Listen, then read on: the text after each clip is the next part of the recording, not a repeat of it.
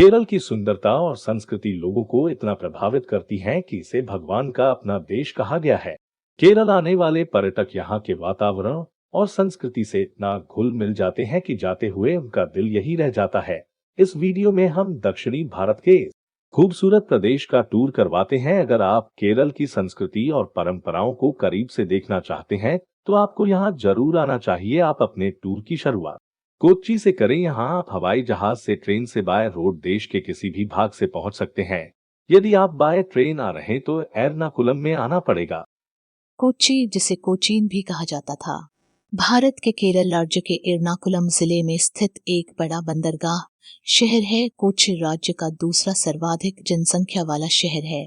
आप एक दिन यहाँ स्टे करें और यहाँ के दर्शनीय स्थल घूमें। इनमें से एक है कोच्चि का आकर्षण स्थल मट्टंचेरी पैलेस, जो अब एक संग्रहालय के रूप में तब्दील हो गया है। इस महल की भव्यता और अखंडता केरल राज्य की सादगी और सुंदरता को दर्शाती हैं। अगला आकर्षण है फोर्ट कोच्चि। इस स्थान पर पर्यटक ब्रिटिश शासन के अवशेष की जानकारी प्राप्त कर सकते हैं। सेंट फ्रांसिस चर्च भारत का पहला यूरोपीय चर्च है। मूल रूप से लकड़ी से निर्मित चर्च है। यहाँ 1524 में वास्को डी गामा को दफनाया गया था और 16वीं शताब्दी में इसका नाम सेंटो एंटोनियो रखा गया।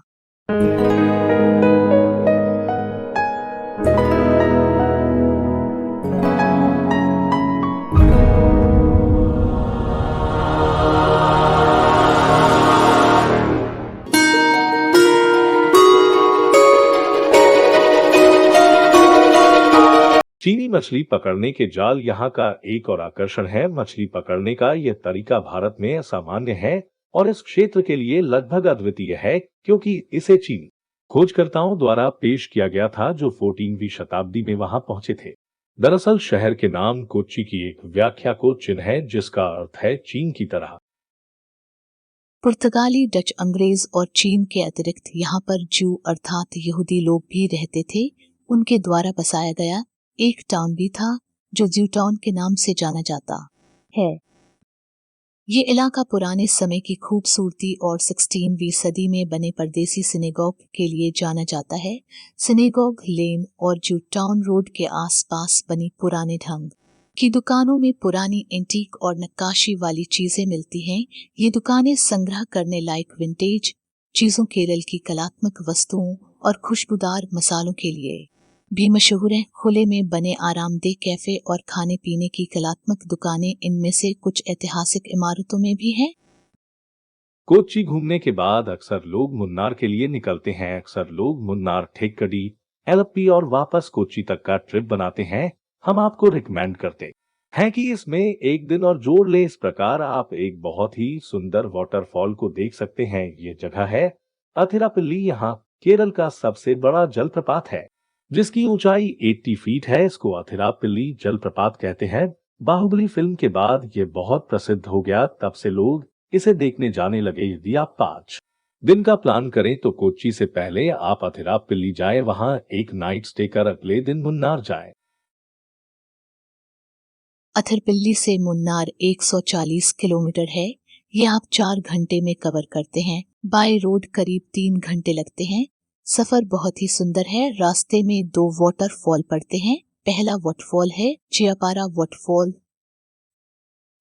रोड पर ही पड़ता है। दूसरा है वाला वाटरफॉल, जो दूर से ही दिखाई देता है।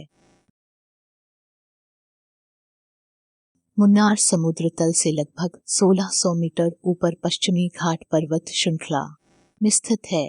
मुन्नार को दक्षिण भारत का कश्मीर भी कहा जाता है और ये एक लोकप्रिय हनीमून डेस्टिनेशन है। यहाँ पर बनी मटपेटी झील और बांध पर पर्यटक पिकनिक मनाने आते हैं।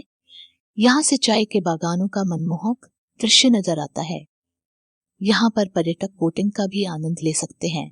मटपेटी अपने उच्च विशिष्टीकृत डेयरी फार्म के लिए प्रसिद्ध है। मुन्नार में साल भर मौसम काफी सुहावना रहता है, लेकिन गर्मियों में लोग खासतौर पर देश के अन्य हिस्सों में भीषण गर्मी से बचने के लिए यहाँ आते हैं। मानसून के मौसम के दौरान मुन्नार में भारी वर्षा होती है, जो आपकी यात्रा योजना में बाधा डाल सकती है, क्योंकि वर्ष के इस समय के दौरान अधिकांश गतिविधियां प्रतिबंधित हैं। मुन्नार घूमने का सबसे अच्छा समय मार्च से सितंबर के बीच का है, जब मौसम बहुत सुहावना रहता है। यहाँ से हम थेक्कडी के लिए निकलते हैं। मुन्नार से थेक्कडी की दूरी 85 किलोमीटर है, जो 2.5 घंटे में हो जाती है। थेक्कडी का पेरियार वन भारत के बेहतरीन वन्यजीव अभयारण्यों में से एक है। यह देश के सबसे पुराने बाघ अभयारण्यों में से एक है और पेरियार के जंगल सफेद बाघों सहित लुप्तप्राय प्रजातियों की उपस्थिति से सुशोभित है।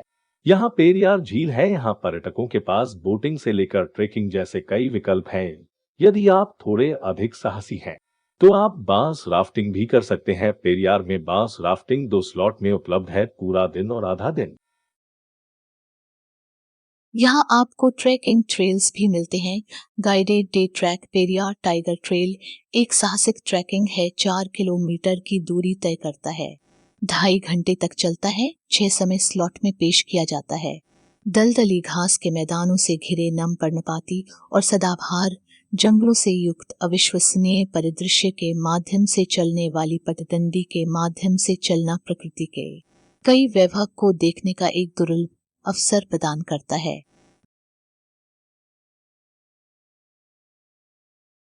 पेरियार टाइगर रिजर्व स्वदेशी आदिवासी समुदायों और जंगलों के बीच सामंजस्यपूर्ण सहअस्तित्व के लिए दुनिया भर में एक मॉडल है। रिजर्व के अंदर 6 आदिवासी समुदाय बसे हुए हैं, जैसे मन्नान, पलिया, मलयारायण, माला पंडारन, उरालिस और उल्लादन। जनजातीय कला प्रदर्शन पलिया और मन्नान के आदिवासी नृत्यों की समृद्ध सांस्कृतिक विरासत को देखने का एक विशेष अवसर प्रदान करता है। अगला डेस्टिनेशन एलपी है। इसे अलापुझा भी कहते हैं। थेकरी से इतनी दूरी 138 किलोमीटर है, जो 4 घंटे में की जा सकती है, करीब 24 किलोमीटर। चलने पर हम पटुमला मठ चर्च पहुंचते हैं। ये एक रोमन कैथोलिक चर्च है। चर्च का इतिहास ब्रिटिश युग का है। चर्च पूरी तरह से ग्रेनाइट से बना है और चाय बागानों के बीच में स्थित है। पट्टुमला नाम का अर्थ रेशम में लिपटी पहाड़ी है। इस चर्च को लेडी ऑफ गुड हेल्थ भी कहा जाता है। राज्य में स्थित अलेप्पी एक खूबसूरत और शांत जगह है, जिसे अलाप्पुझा के नाम से भी जाना जाता है। बैकवाटर और हाउस बोटों की वजह से अलेप्पी को पूर्व का वेनिस भी कहा जाता है।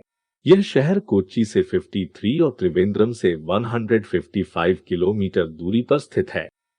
अलेप्पी के सबसे प्रमुख पर्यटक स्थलों में से एक है कुट्टानाड। इस जगह को केरल का बैकवाटर पैराडाइज भी कहा जाता है। यहाँ आप अपने परिवार, दोस्तों या पार्टनर के साथ क्वालिटी टाइम स्पेंड कर सकते हैं। इस जगह को धान का कटोरा भी कहा जाता है। चावल की खेती के साथ साथ ये जगह प्राकृतिक सुंदरता के लिए भी जानी जाती है। यहाँ आप नाव की सवारी करते हुए अद्भुत नजारों का लुत्फ उठा सकते हैं। के अवसरों में से एक होगा हाउस बोट। एलेप्पी में दिन की यात्रा आपको हरे धान के खेतों और किसानों, छोटे फूस की छत वाले घरों, डोंगी को परिवहन और व्यापार के साधन के रूप में देखने का मौका देती है। प्याथुरुथी में विशिष्ट स्थान पर मेहमानों का स्वागत किया जाता है और एलेप्पी हाउसबोट क्लब हाउसबोट तक ले जाया जाता है। स्वागत के बाद क्रूज सुरक्षा ब्रीफिंग के लिए मालिक और चालक दल में शामिल होने के लिए आमंत्रित किया जाता है। धीमी गति से चलने वाली हाउसबोट ताजा कोमल नारियल के साथ आपका स्वागत करती है। चेक इन का समय 11 बजे है। हाउसबोट कई नहरों, नदियों आदि में तैरती है, जो ग्रामीणों के जीवन को करीब से देखती है। Cruise Pallathuruthy, Puncheri jetty, R block, C block Vembanad झील से गुजरता है और लंच ब्रेक के लिए मार्तंडम कयाल पहुंचता है। फिश फ्राई और चिकन करी के साथ ताजा तैयार केरल व्यंजन परोसा जाता है। डे नाइट क्रूज ट्रिप का एक अपना ही लुत्फ है। ये ट्रिप जो सुबह 11:30 बजे से चेक इन और 9 बजे डे नाइट क्रूज में चेकआउट होता है। लिप्पी में हाउस बोट आमतौर पर उतने एकांत में नहीं होते जितने की तस्वीरों में दिखते हैं। इसका मतलब है कि जब आप यात्रा कर रहे होते हैं तो आप पर्यटकों के साथ कई अन्य हाउस बोट देख सकते हैं जो उसी रास्ते पर चलते हैं। लेप्पी में हाउस बोट यात्रा के कई मार्ग हैं। इनमें से एक लेप्पी वेम्बनाड झील के क्षेत्र एलेप्पी, एलेप्पी कुमारकोम, थोट्टपल्ली, नेदुमुडी, एलेप्पी, एलेप्पी कुमारकोम, एलेप्पी। एक बैठक और एक शयन कक्ष के साथ एक साधारण हाउस बोट की कीमत पीक सीजन में 5,000 रुपए जैसी होती है, जो सितंबर से फरवरी तक होता है। कमरों में टेबल, कुर्सियों और बिस्तरों के साथ अच्छी तरह से सुसज्जित कमरे, साफ सुथरे बाथरूम और विशाल बालकनी होती है। एक लिविंग रूम होता है जिसमें टीवी जैसी बुनियादी सुविधाएं होती हैं। पैकेज में लंच डिनर शामिल होता है। इस प्रकार हमारा 6 नाइट का यह ट्रिप यहाँ से कोच्चि वापस पहुंचकर पूरा होता है। यदि आपके पास और समय हो तो आप यहाँ से कोवलम जा सकते हैं। यह दूरी 160 किलोमीटर की है। यहाँ कोवलम के खूबसूरत सुनहरे समुद्र तटों जैसे लाइट हाउस बीच, हावड़ा बीच और अशोका बीच घूमे। यहाँ कोवलम के होटल में रात्रि विश्राम करें।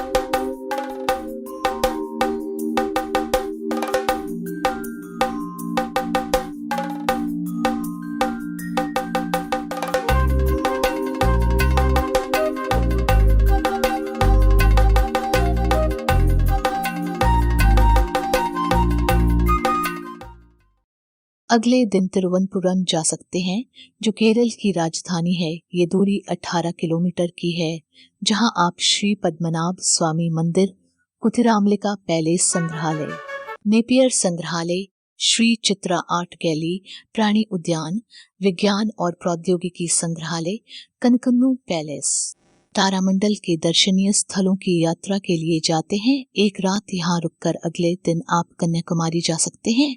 आप अर्ली मॉर्निंग टैक्सी लेकर जा सकते हैं और रात तक वापस आ सकते हैं। ये दूरी एक तरफ की 90 किलोमीटर की है। कन्याकुमारी तमिलनाडु राज्य में स्थित एक नगर है।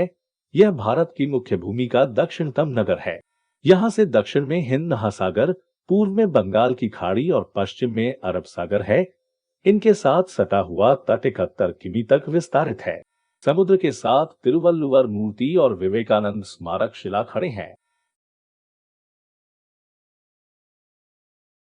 इस वीडियो में बस इतना ही। आपको ये वीडियो कैसा लगा कमेंट अवश्य दें। प्लीज लाइक और सब्सक्राइब भी करें।